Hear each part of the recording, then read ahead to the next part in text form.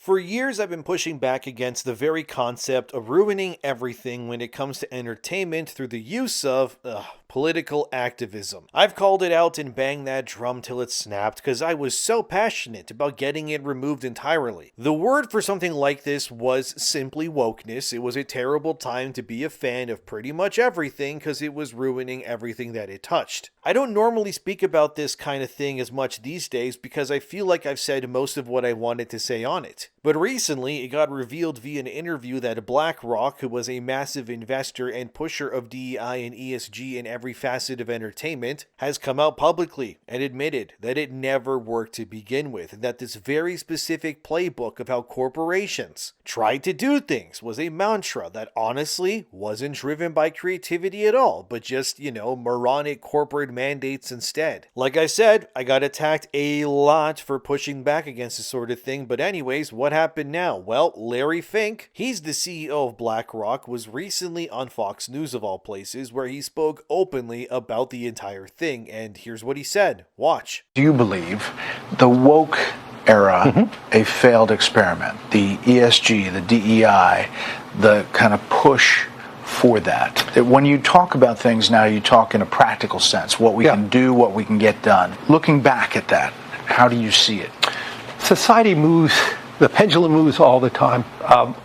In BlackRock's cases, we are responsible for managing money for everybody. And even today, as you said, maybe these, renewables are less talked about it. I can tell you right now, we have many investors worldwide are investing in renewables, trying to emphasize solar. Do I believe the pendulum 5 years ago was too far? Yes. You do? I believe we're more I'm personally more pragmatic too. And I believe... But do you think BlackRock pushed some companies a little bit further left than you thought?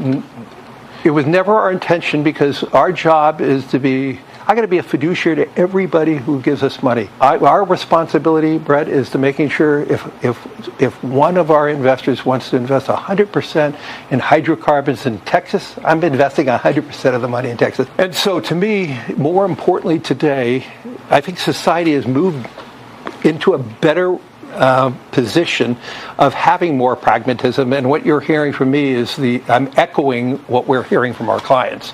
So, you heard it directly from the mouth of Larry Fink, the guy who runs BlackRock itself, that the entire woke era, if you will, was a complete and utter failure. That's exactly what he's insinuating there. Which is crazy, because for so long, we had so many websites, even creators and others, try to gaslight us into believing that this was the future of everything no matter what. You would have all of these terrible games show up, the Dustborns, the Concords, the Justice League slop games and more, all pushing the exact same narrative ideas and concepts. Dragon Age Veilguard famously was so egregiously bad when it came out that it almost tanked BioWare completely. I reviewed Veilguard for the channel, played it fully, and I kid you not, every villain in that game, from the main villain down to even the subplot villains, they were all, and I'm not joking, just only white men and women, and that was it. There is not a single villain in that game that doesn't somehow fall into those two categories every single time. It was so bad. It was just baffling to see, but that was the truth. And again, this was meant to be the future, but everyone with a sane mind started pushing back. You'd never hear a place like Kind of Funny or like Second Wind or anything like that that would ever push back against this sort of thing either. All of those sorts of channels, all made up of conveniently games journalists to begin with, so naturally, they're going to take their stances they already had and double down despite not being as held down by the corporate tape. And if it were up to, say, a Kind of Funny, we'd all be swimming in these sorts of games right now. A great example, and recent one too, of a game that tried to push exactly what BlackRock tried to invest in and failed with was 1348 Ex Voto. Remember the lesbian night game? Yeah, that's exactly what I'm talking about, that sort of thing. Something like an Ex Voto is exactly what people don't want, obviously. Not only is it just a bad game with a terrible Metacritic score, but Ex Voto tried to push the idea of a female knight in medieval Italy of all places defeating hordes of able-bodied white men to get get to her lesbian lover. It didn't work, it failed, rightfully so, because again, the sane people of the world pushed back. And I should mention here too, it's not because people are necessarily against LGBT stuff, which isn't the point of this. One of my favorite franchises is Mass Effect. That has LGBT stuff in it from the beginning. Dragon Age Inquisition even has it, even games like Baldur's Gate 3 and more. Yet every game I mentioned there that has been wildly successful had something in common: player choice, and the ability to not see those things if you don't want to see them. Games these days, however, are kind of the opposite. They were instead, for the most part, forcing it onto you, and we knew that it was performative. Spider-Man 2 from Insomniac had pride flags all over it, yet as people found out, the Middle Eastern version of Spider-Man 2 suspiciously had zero pride flags or murals like the North American version. As Bounding Into Comics reported here back in 2023, it was confirmed that Sony removed the LGBT elements from the Middle Eastern version of Spider-Man 2, which meant that ultimately Sony did in fact care more about profits over ideology. Wow, who could have guessed? Because if they didn't, they wouldn't have caved in, but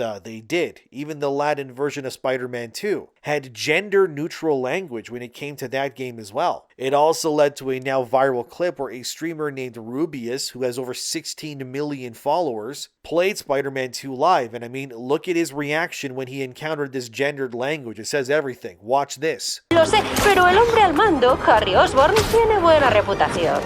Y encima ha contratado a mi científica de abejas favorite, la apidóloga M. Young. Es la mayor experta en el desorden de colapso de colonias. Sí, toca el ukelele que te mueres, como saben quienes le siguen en redes sociales. Así que, joven Osborn, tu fundación tiene mucho que hacer para reparar el legado de tu padre. Pero por ahora vas bien. No olvidéis pagar el alquiler el día 1.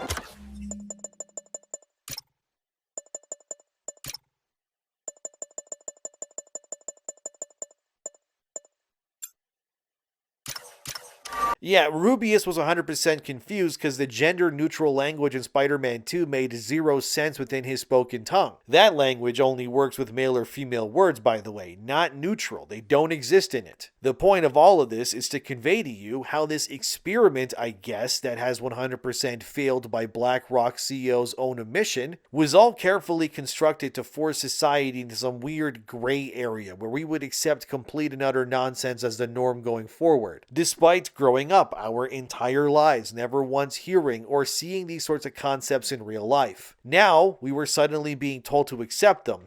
Absolutely not. Need I remind you how Twitter, before it got bought by Elon, was so heavily monitored by the previous owners that any denial or skepticism around anything that wasn't politically correct, that got you banned immediately. And all of this was designed on purpose to see if the people at the top could push society in that direction too. Which is why, whenever I saw a website or a content creator in games never once push back against this sort of thing, it told me one thing: that these people just wanted to be good little peons and not rattle the cages, which is also why things, especially in games, got so bad so quickly like they did. Because the independent voices that should have spoken up were too afraid to use their speech to do that. Instead, they just sat silently, they ignored it, and they focused on other things, pretending like, oh, it wasn't happening, you're just crazy. Even in reviews for games that were bad like a Veilguard, you could go watch Maddie Plays or SkillUp's reviews for those games to prove my point too. They never once actively speak against the social engineering in the game. They may touch on it very slightly, but they always conveniently circumvented and went around it to try to not get caught in it while not fully admitting that it was that exact social engineering aspect that absolutely ruined Veilguard completely. Do people do this to keep access? Of course they do, but it's also because they, like many others, were just too afraid to speak up against it, which is why it fell to others then to fix things, and now, for the most part, this sort of thing has been resoundingly rejected. I mean, even Overwatch has gone back to adding the bikini skins and showing actual curves to their characters again. Well, mostly, not Kiriko, because that girl's butt is just non-existent still. Yet during the height of this social experiment nonsense, Overwatch was all in on gender, identity, and using literal algorithms even to dictate how they could create their next character to be more diverse. As seen here, the diversity space method, unironically real and used by Blizzard to create new heroes for their games, not just Overwatch by the way. It's a system that is built to rank characters' traits based on things like body type, gender identity, ethnicity, and much more, with certain parameters scoring higher than others when put in. For example, in this system that they built, if you put in a character having white skin, that would rank the character design instantly lower on the chart, because white skin is not considered diverse enough. But if you add black or brown skin to the hero, oh, well then the algorithm would jump the design higher up the chart and to be more likely made into a character. Wow, imagine that. And this is why in Overwatch, suddenly everyone was very, very diverse, even if it didn't make sense at all. Soldier 76 was gay apparently now, Pharah's a lesbian all of a sudden, Tracer's also gay, Venture was non-binary, and much more. All of this done because it was dictated by a system directly funded by the very investments that Larry Fink just openly admitted,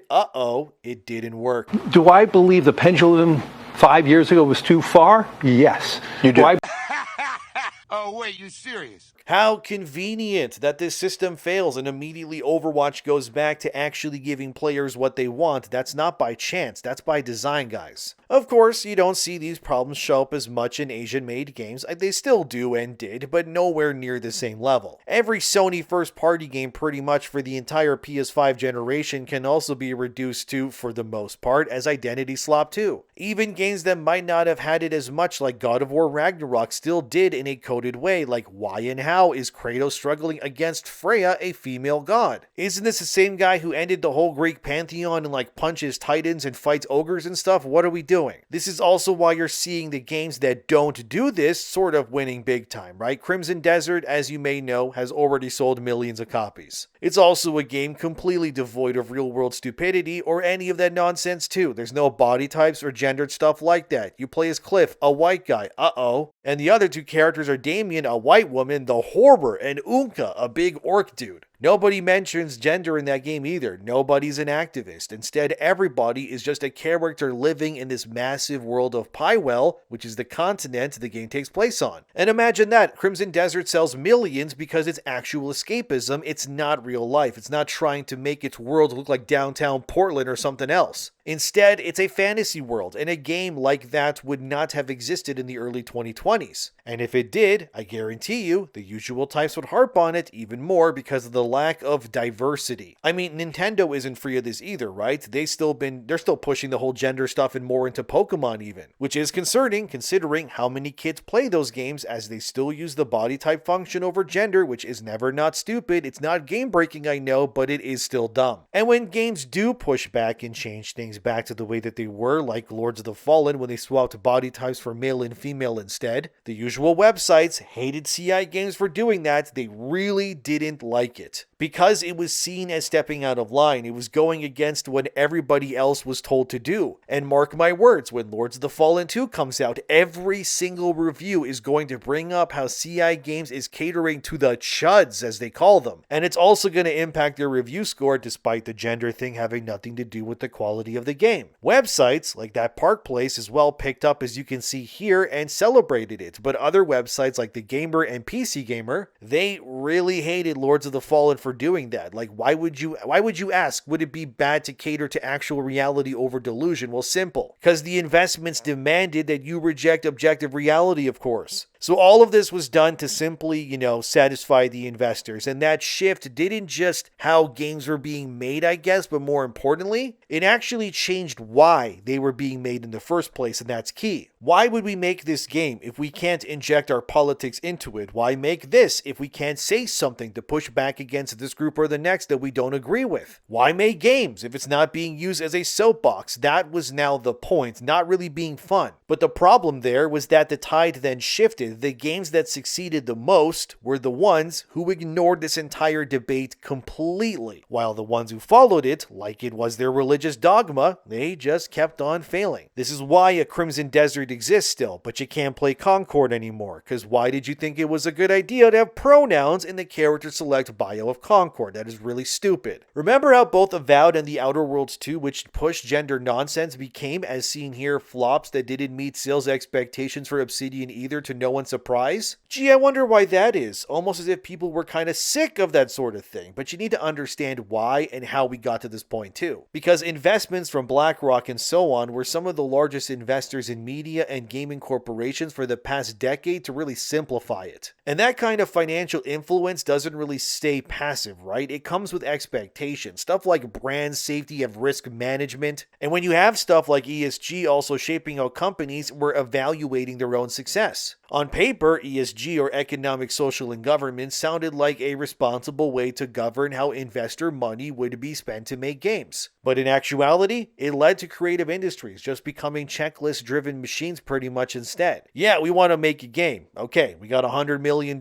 from investors, but what's that? It needs diversity. Well, how much are we talking? What do you mean there has to be a main character who's black? Like, that has to be there? And a lesbian too? The villain can be whatever, right? What do you mean it has to be a white guy? That has to be the villain. Okay, so we can't use she. What about him? Not even that? What's Latinx mean? Gender's a spectrum now? What does that even mean? All of this sort of stuff became mandated, right? So much so that companies had entire departments created that just existed to push and ensure that this stuff was being placed in everything. Remember how Microsoft used to have a DEI officer on every game they made? Now they fired everybody. That doesn't even exist anymore. Gee, I wonder why that is. I thought it was working so well for them. But no, it changed everything because the corporate metrics began to drive creative decisions instead. Like, everything got worse. Stories became safer. Design was just sanitized like crazy. And the only, rebellious spirit that defined video games, that just started to disappear. Suddenly, studios across the board that once thrived on experimentation,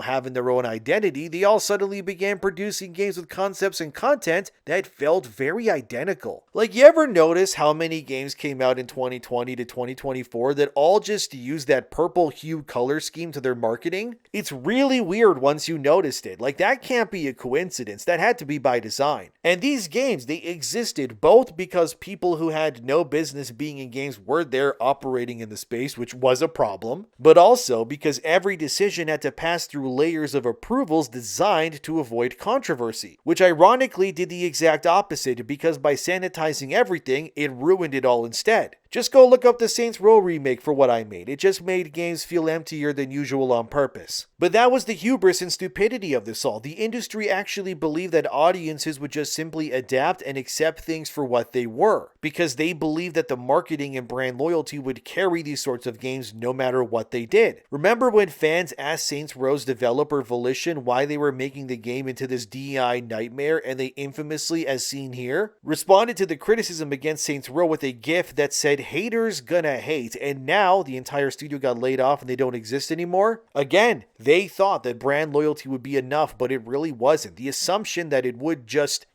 happen got broken real quick by reality. Because audiences, especially people who play video games, became increasingly aware and good at sensing when something was being genuine. And when something was being manufactured to hit those checklists for the investments, and over time, unsurprisingly, people just began to, they just began to gravitate towards projects that actually felt authentic to them. Games that prioritized fun and depth and actual escapism over the other things that nobody cares about. And this is where the giant chasm has grown ever since. On one side, you had developers, mostly Western, making games where they doubled down on corporate frameworks. On the other hand, you had developers, mostly Asian, making games devoid of any of this sort of stuff. It still existed in some Asian games, sure, but not to the same level. This is why when you play Crimson Desert, there's no messaging campaign or checklist of identity. It was just fun and compelling. And this is why these sorts of games began to start outperforming expectations, because they felt real. The Elden Rings, the Clair Obscurs, Stellar Blade, Liza P, Black Myth, Wukong, and more, Lords of the Fallen, these sorts of games that respected, your attention and all that. They led to authentic engagement that resonated with people. Wow, who could have guessed that happening, right? Because this is also where things get interesting, as Anakin once said, because when a game succeeded by not following the blueprint that was drawn by these corporate mandates, it then challenged the validity as to whether the blueprint being presented was even necessary in the first place. It wasn't, by the way, that's the point. Suddenly, after losing millions and billions in investments due to all of these failures and then some, you had executives asking really uncomfortable questions. Why is it that the game which had a quarter of our budget do so well and resonate so widely? Why did people embrace that game where a magical monkey beats monsters with a stick in Black Black Myth Wukong worked so well, but Avowed and Saints Row flopped? Why are the projects designed around safe concepts not growing the way that they wanted to? And that became the stake in the heart, people. A failure here or there with this belief system would be nothing new, but the fact that they all failed the way that they did meant that the past 4 or 5 years of game releases were just filled with shovelware that was only going to go in one direction, which was down in the pits of nothingness, in the landfall even. Because nobody is buying Dragon Age Veilguard or Saints Row these days, or Dustborn, and my laptop still keeps auto-correcting Dustborn to Dustbin. And honestly, what's the difference? My laptop is even being based. I love to see it. But anyways, you see, all of this ended up just challenging the strategy, which was clearly failing, but it challenged control, right? And this all led to what I could only call the collapse of the narrative. So what you're seeing now with so many games rejecting these things and instead trying to give players what they want is not just some trend on the websites, as they try to make it sound like. No, instead what it really was a correction to a really bad mistake. And what this new jumping off point should instead show us is that players and audiences in general are all in on rediscovering what made entertainment good in the first place, which was the opposite of what these investments were trying to do. People wanted passion, obviously, and they wanted risk. They wanted new things. Why do you think Ubisoft's financials got so bad that they had to ask Tencent of all people to save them? Of course they did. Because they also got cooked pushing the same sort of stuff. This is why you keep seeing games that aren't having their creativity filtered through some stupid corporate committee doing as well as they are, right? They're doing so well, and why the games that are built around authenticity keep on winning, while the ones built around the investor frameworks, wow, they keep losing. And that same framework is the same one pushing for other equally destructive concepts, by the way, like live service games even too. It is all destroying the game industry the same way, and it's all mandated and pushed by the people